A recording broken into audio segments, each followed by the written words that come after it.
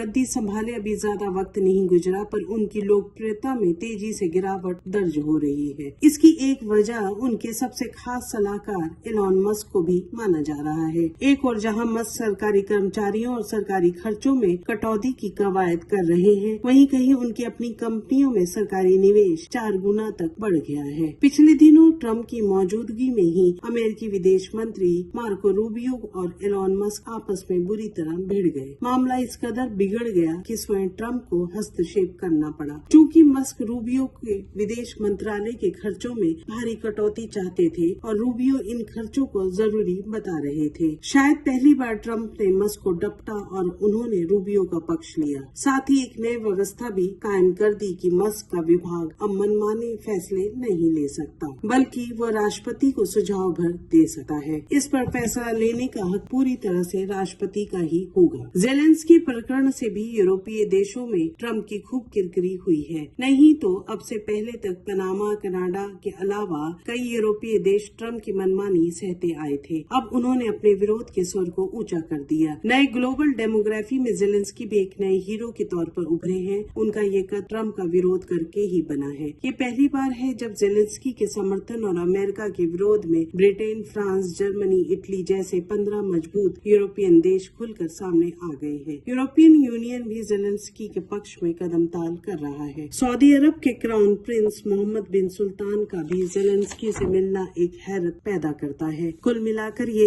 एक नए विश्व व्यवस्था के उभरने का संकेत है, जिसके निशाने जाने अनजाने ट्रंप की हैं। हमारे वीडियोस को देखने के बाद लाइक और सब्सक्राइब करना बिल्कुल ना भूलें।